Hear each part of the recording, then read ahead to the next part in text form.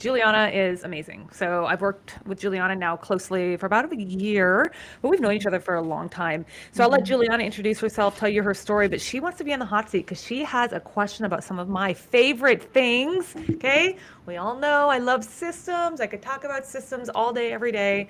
And so Juliana has a good question. So Juliana, tell people who you are, why you're here, all of the above.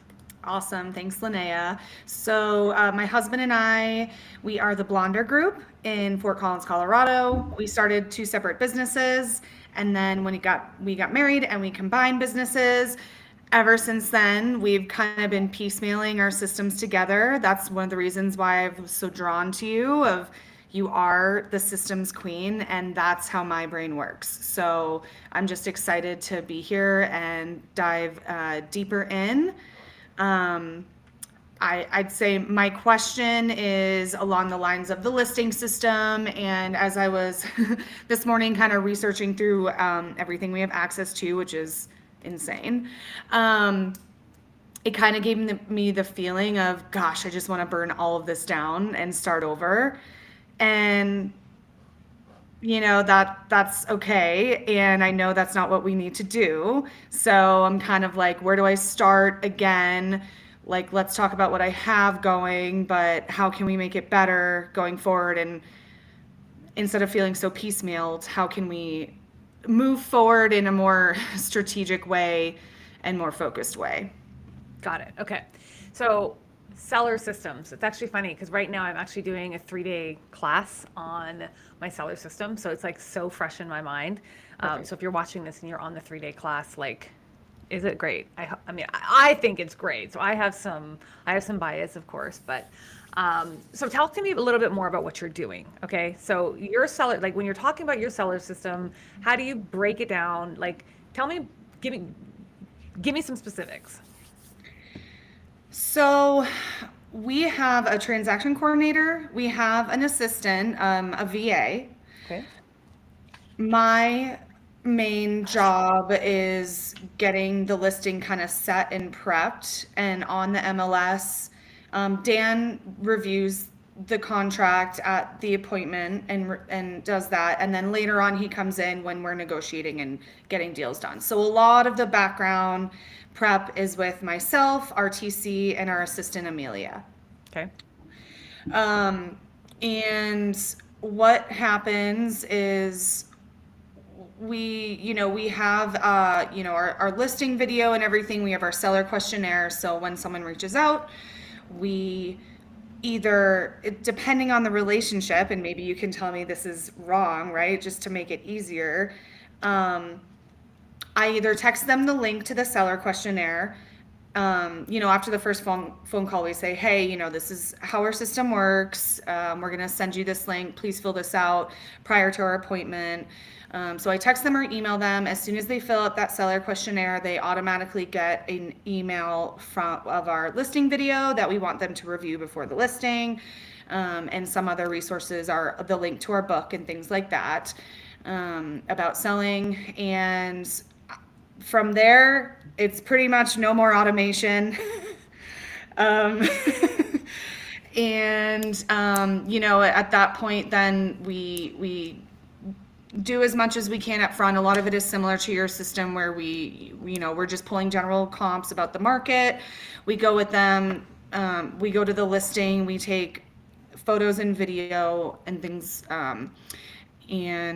What else?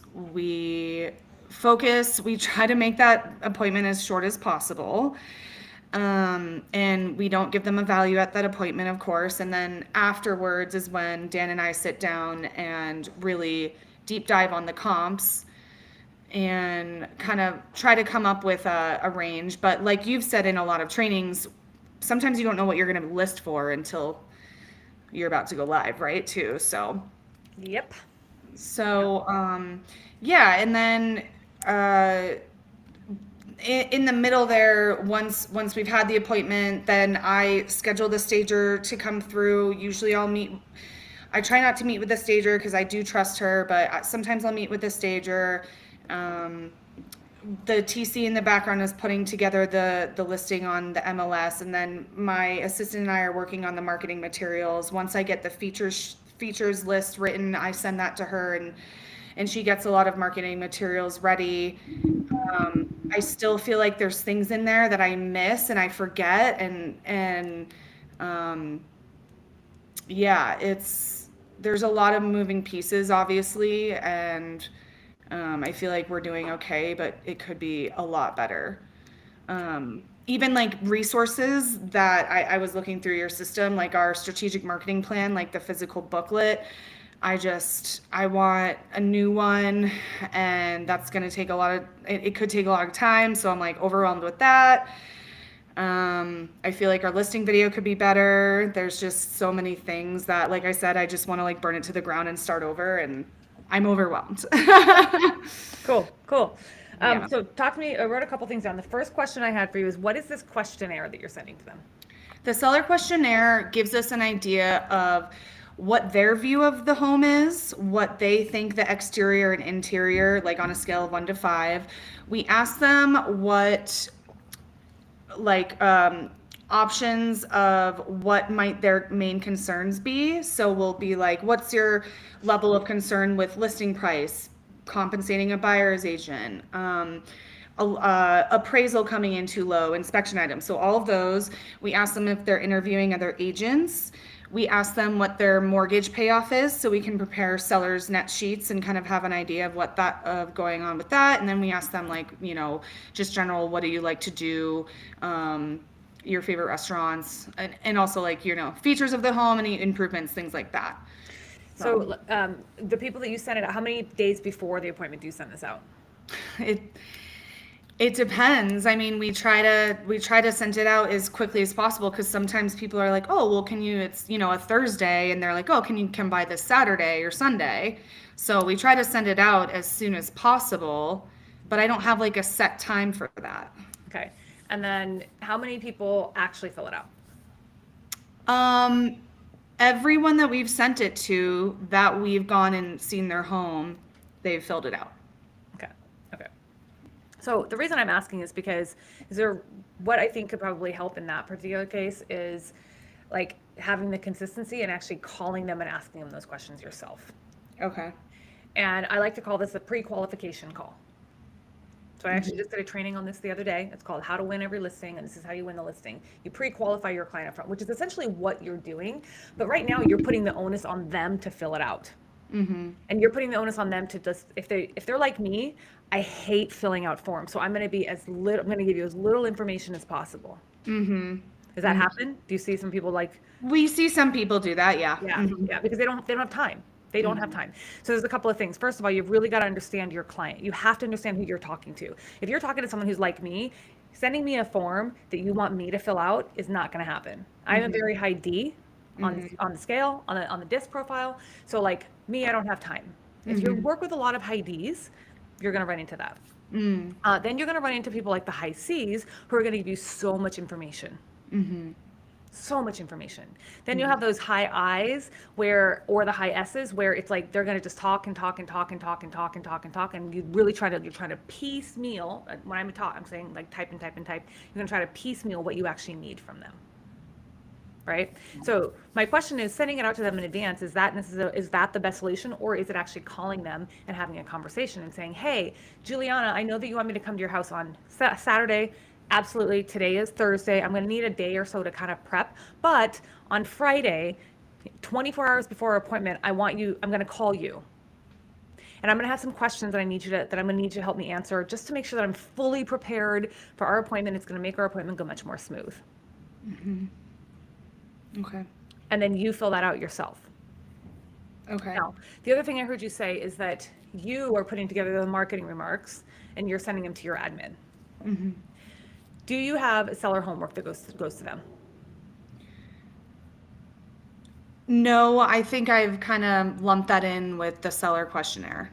Okay. So let me show you what the difference of these. I love this software because now I can actually screen share and show you. Yeah. Let me tell you a couple of things and what this looks like. So first of all, is the seller pre-qualification, right? So your seller pre-qualification, like I said, this is the call that you're doing 24 hours before your appointment.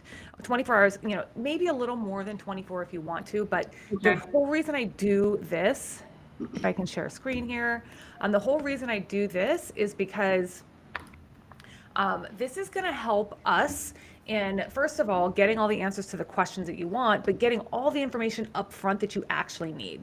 Right? You don't need information about their marketing, their favorite features right now. You don't need that right now. What you do need is all the data, like the finance, like price, net sheet. Are you working with another agent? Who are you interviewing? Not only are you, but who. You're also taking time and you are going to find out about them, like what's the story behind their home. Right? Every home has a story, and I'd love to hear yours. What are some of your favorite memories? Right? You can ask about features, but that's not the most important piece here. And the reason why I say this is like this is a question that you want to ask in person, because when someone tells you their story physically, when they're physically telling you their story, what can you do? Actively listen. Yeah. And take marketing information from that story. Yeah, you can hear how they're talking about their home. You can hear how they're telling you their story, which is going to tell you a lot about the way the client needs to be serviced, essentially, right? So we're going to go back to the disc. This is why it's really, really important to understand the disc and how people communicate, or whether you're really strong human design. So put your own element on it, your human design element on it. But you need to know very differently how people are and how they're going to respond. So when you talk to them, you're going to be able to hear how they feel about their home. And that's going to help you guide the marketing. The other thing you need to ask during the call is you need to ask them, are all decision makers going to be present? Because if you're going to a listing appointment without all decision makers present, you're wasting your time. And if they're not, then cool, we need to reschedule. Okay, so that's the very first thing I heard. The second thing is the seller homework is less about the pre-qualification and more about the actual, like, let me get to know everything about your house. So I'm going to find a completed one here for you. Let's go. Hold on, let me pull it up here. I'm trying to find the best one to show you, people who actually did this really well. And this is something that we automate. So this is sent out after they sign their listing agreement. After they sign their listing agreement, but obviously before the listing goes live, we send this out automatically. And it basically gives us all the information that we need on their property. So. Okay, because I think that's something that my TC sends to them once the listing agreement is signed and I enter in his listing enter form or whatever it's called. So our seller homework looks something more like this, where it's a Google form that they get. So rather than, like, they should be sending it in via a Google form, they can answer one question at a time. And then on here, this is where we're asking them to tell us everything, all about the upgrades and the updates to the home.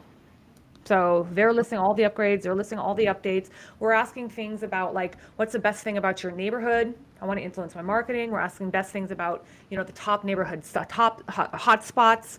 We're asking things about, like, the things you need for the listing input. So your TC would probably need this as well, but you need to have both, like the admin side as well as the marketing side.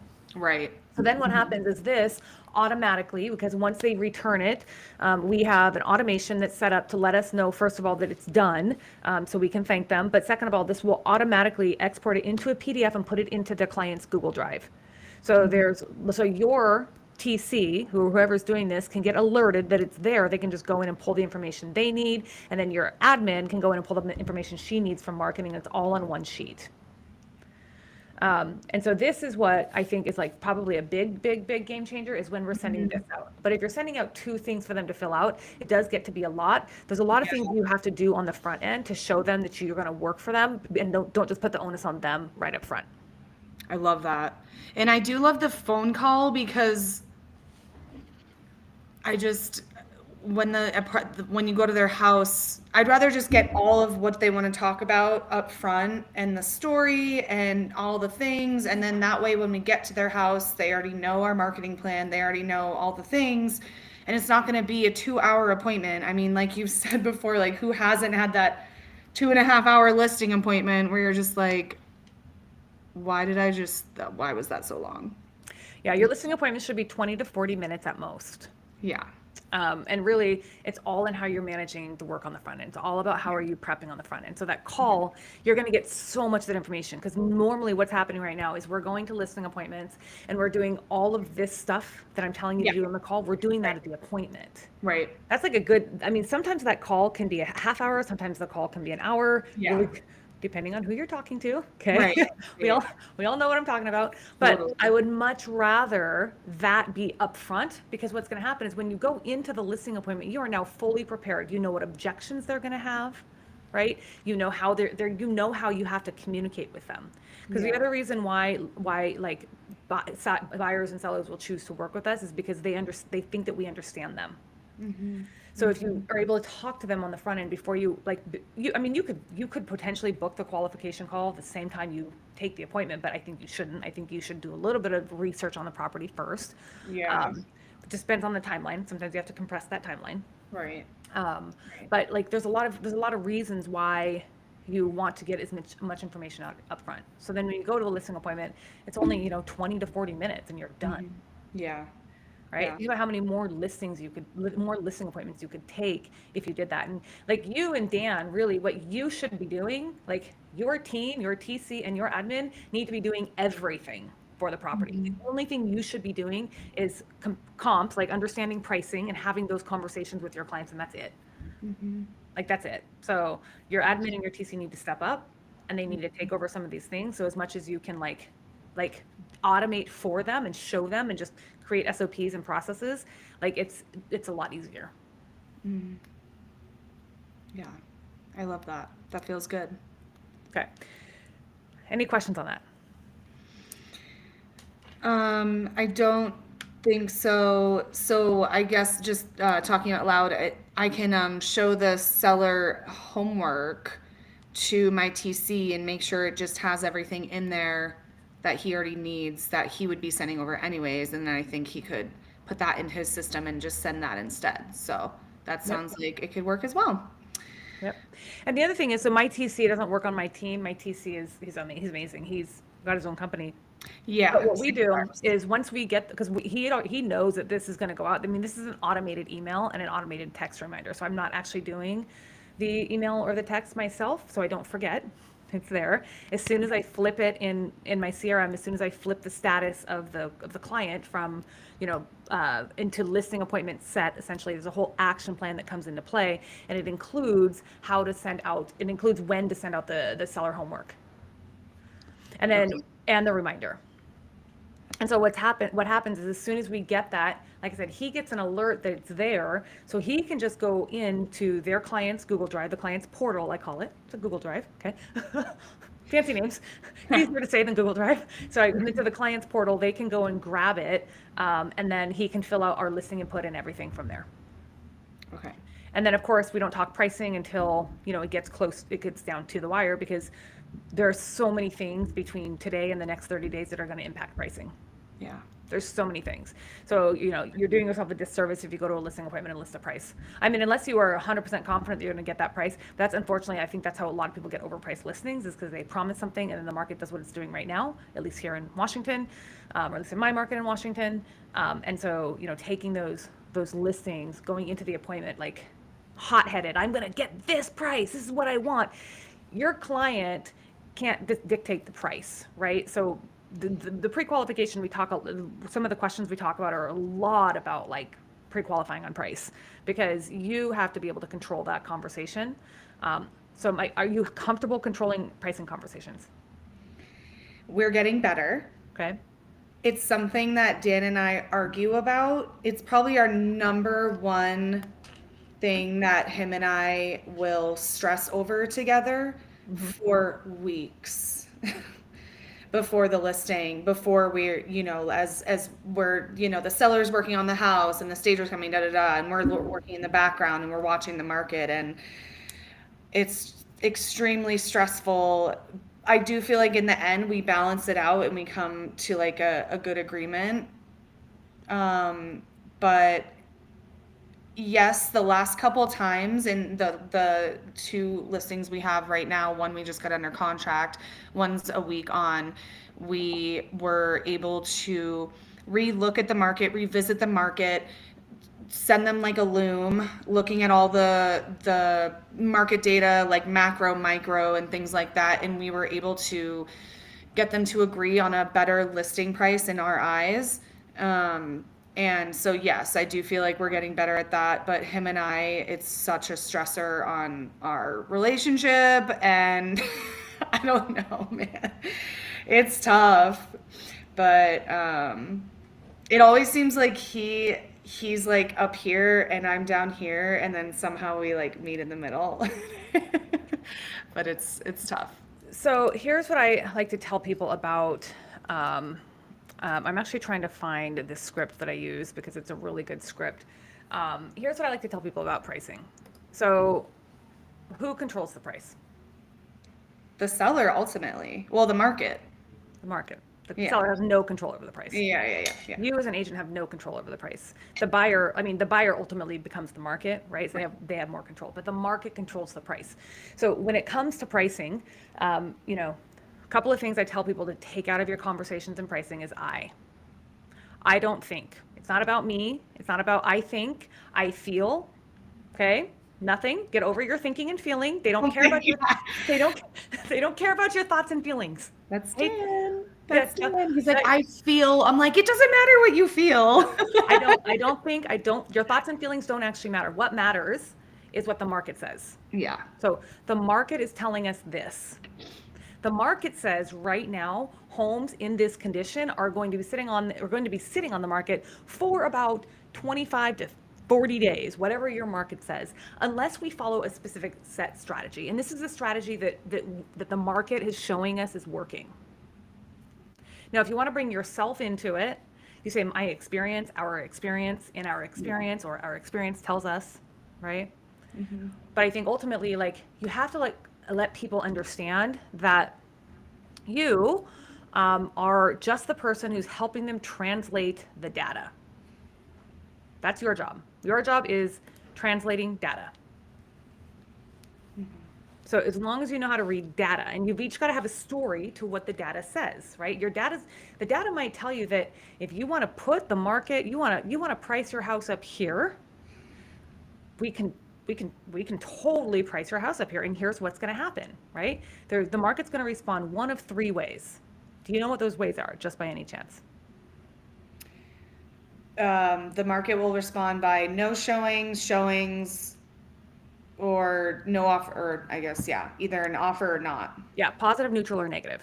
Okay. Right? So a positive response essentially becomes, price is perfect. And we know it's perfect because we had offers within the first week. Right? We had a lot of people through the open houses. We've had a lot of private showings that have offers in the first week. So the market's going to respond positively to us that way. The market's also going to respond positively to our strategy. I use our word, like the market's going to respond to our pricing strategy negatively by telling us that it's too high because no one's going to be coming to our house. No one's going to be coming. We can have an open house. We're not going to get any leads. Like, that's what's going to happen. And typically, if the market responds negatively, that means we have to make a shift in our strategy, whether it be pricing or marketing. The market's going to respond neutrally by saying, you know what? We think it's okay. The price is somewhat okay. We're going to send some buyers. We're going to send some buyers there, but no one's going to write an offer. You're going to sit for about 30-ish days. So you might actually get the price that you're listed at, but it's just going to take us a lot longer. So ultimately, this is going to go back to your goals. What are your goals right now?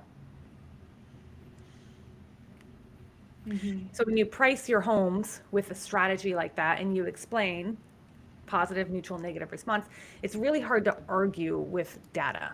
Mm-hmm. It's really hard to argue with data. Oh, we have a lot of people on Instagram right now. Nice. I What's up, see, Instagram? let's see, we have Maggie, we've got Mimi, Mimi's on. We've got Sonia's Oh, house, Joe that's my Padilla. assistant, Amelia. Hi, Amelia. We've got Jessica, we've got my realtor, Courtney B, Philippe, Sabrina, Ashley, quite a few people on. So that's cool. Love it. Love it. Okay. Helpful, thank you. Yeah. That's I like that is the number one stress that him and I combat over. So that's helpful. Yeah, and I think like learning how to use like different pricing tools. I have a pricing tool that I love. It's called Focus First. I learned it from Ninja Selling. So Ninja Selling's a great book. But that's kind of the big takeaway from that book was learn how to price your houses. Learn how to price your homes and do it correctly. And then like ultimately, like when you just speak to the market and speak to what data says, it's really hard for someone to argue with you on that. Yeah. Yeah. Okay. Okay. Well, that feels good. Thank you. Yeah, yeah. Okay, so we talked about quite a bit today, mostly with your seller system. So, is there one thing or two things that you want to take away and put in your business right now? Yes, I'm going to talk to Dan about revamping our seller pre-qual script into the phone call. Okay. And then the seller homework, I'm going to talk to our TC and look over what he sends them and look over what you have and see if we can't put that together. And then that way, that will streamline our marketing kind of automation, I guess you would call it. And so those two things definitely. And then, there was a third thing on the automation. Seller homework. Yeah, the seller homework.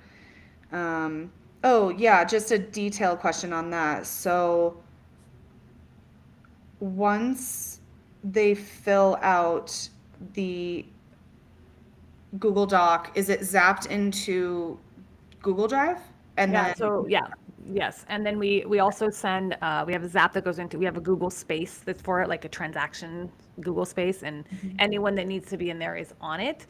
And Google Space it's a chat. It's basically a chat okay, feature inside Google. And so it says seller homework completed, and then click here to go find it. okay. Where does HomeBot fall into this? So HomeBot, great question. HomeBot serves multiple functions. God, you know how much I love HomeBot. I'm like a HomeBot junkie. Yeah. First of all, hold on, let me just plug this. So anyone who's watching, if you want a copy of any of my scripts, I have a script vault that I'm releasing soon. We have 3 or 4 that are available right now. I do a lot of buyer scripts. I do a lot of seller scripts, a lot of pricing scripts, which are really important in this market. So just comment, whatever platform you're on, just comment the word scripts, SCRIPTS, and we will send you a link to get a copy of what we currently have, as well as get on the waiting list for the future one when it's fully released. So the word scripts, that'll get you access to my buyer scripts, seller scripts, pricing scripts, any other script that I might have in there. Don't know what it is off the top of my head. Okay, so HomeBot, real quick. So the way HomeBot works is, this is where if you have your clients, if you have your seller in HomeBot to nurture them up until the time that this comes in, this is where I will go in and make any updates to my value once I go to the house. So once they've raised their hand and they've said, if they're in HomeBot already, okay, if they're in HomeBot already, once they've raised their hand, I go to the house, then I'll come back and make updates to it. And then HomeBot essentially gives them market updates on their property, because sometimes people take 30 days to get their house ready for the market. Sometimes they take a couple of years. Yeah. So I make any updates on HomeBot based off of my actual visual view of the property right then and there. And then I let HomeBot do the automatic market updates for them. So I tell them, just know, if they already have HomeBot, just know I'm going to make some updates to your HomeBot. So, moving forward, pay attention to that, because that's really going to be a little bit more accurate than what it's been in the past, because now I've actually seen your home. So there's the first thing. Okay. And then the second thing is, if they're not in HomeBot, I have HomeBot directly integrated with Follow Up Boss. It's a new feature, which is freaking amazing. which is why I like Follow Up Boss. They just keep growing better and better. But I will take my new client as soon as we put them into listing appointment set, essentially the deal stage inside Follow Up Boss, it automatically pings them into HomeBot. And then I'll do the same thing and just let them know HomeBot's going to be their market updates from there. Okay. So can you talk between Follow Up Boss deals and tags? Do you run your action plans on tags and Sometimes. on deals? Yeah. Yeah. Oh, We run them on both. okay. So let me see here. Okay. So let me show you how this works. Yes, please. I'm still trying to learn. This is an awesome software.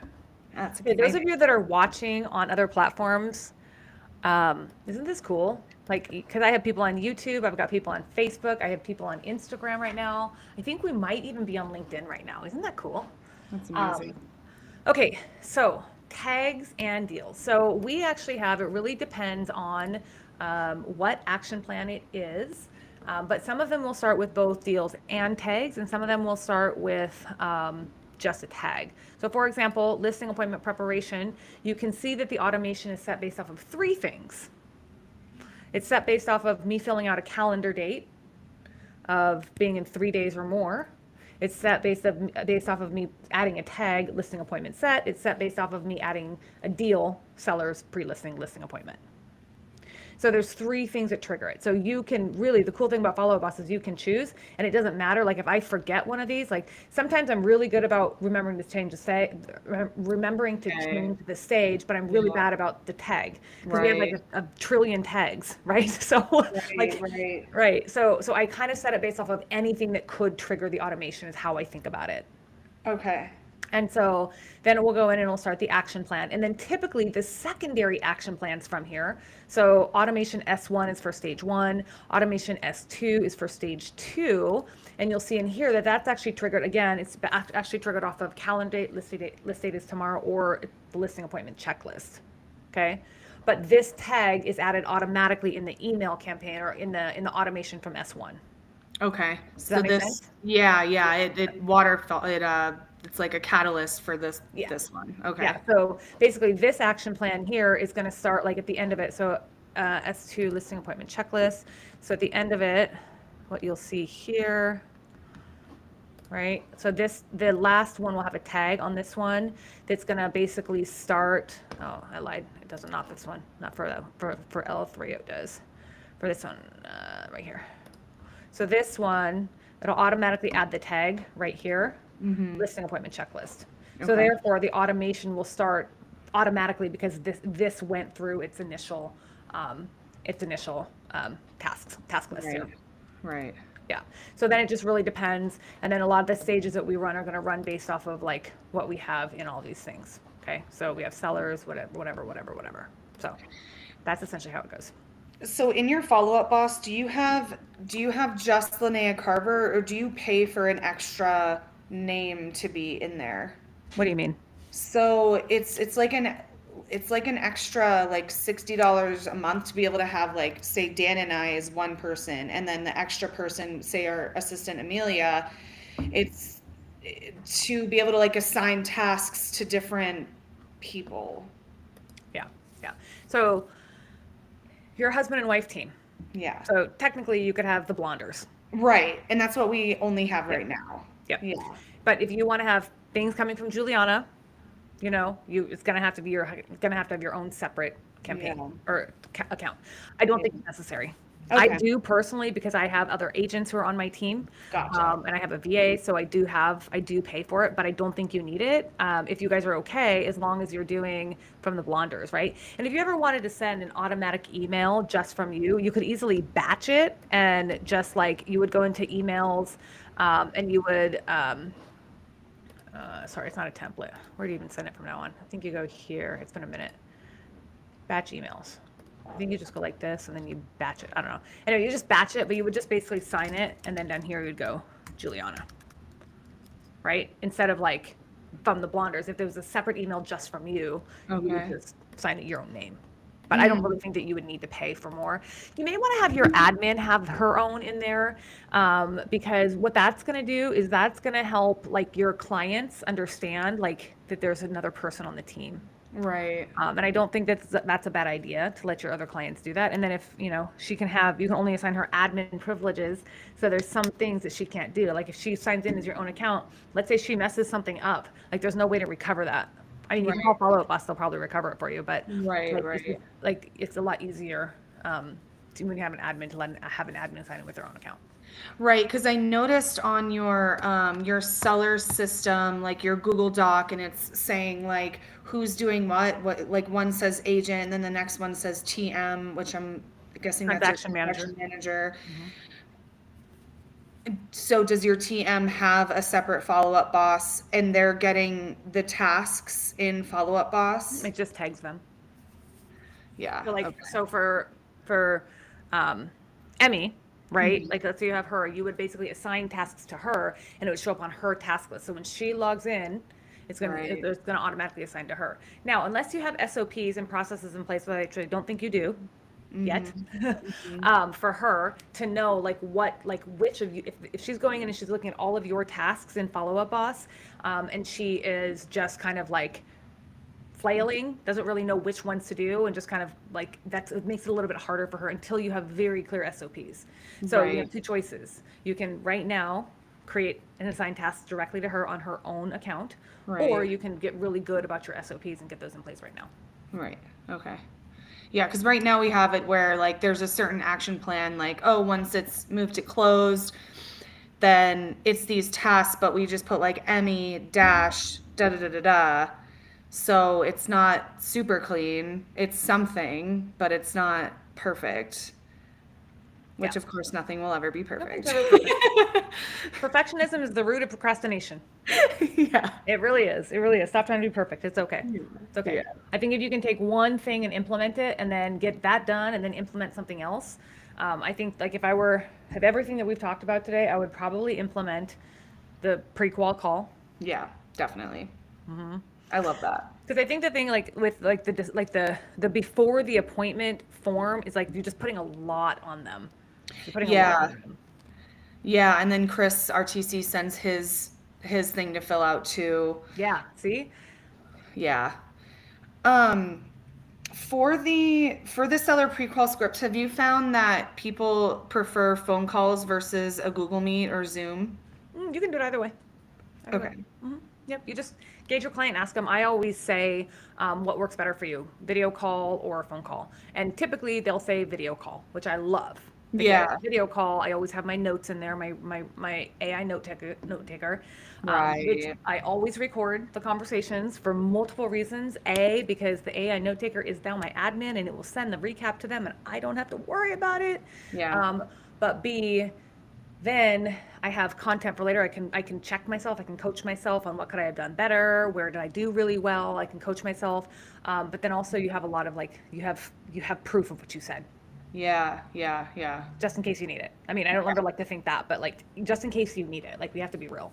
We're in a legal role. We're practicing a very legally responsible role. So if you need to have, it's just good to CYA. 100%. Yeah. 100%. Yeah. Awesome. Yeah. Cool. Yeah. Awesome. Okay, those of you who are here, I'd love to have you. Hi, Carol. Hi, Pam, Patrick. Hi, Alex. Alex, are you still here? Cool. Hi, Haley. Thanks for being here. For those of you who are here, this is Hot Seat Coaching. I do this once every couple of weeks. I always have a person who wants to come on and get some additional insight, and they are saying, hey, I'm going to be in the hot seat. Is it really hot? Does it feel hot? It's pretty hot, yeah. It's it's a supportive hot. It's a supportive hot. But really, you don't grow unless you say, hey, I'm going to put myself and be a little, I'm going to put myself into a different zone that I haven't been in before. And so if you are interested in getting some free coaching from me, you just saw an example of what it looks like. All you have to do is comment hot seat on whatever platform you're in, and we will send you a link to apply to be on the hot seat, and we can dig into your problems. No topic off limits. Okay. All right, Juliana, thank you so much. I am very thankful for you, and I'm glad you're here. Always. See you soon. Bye.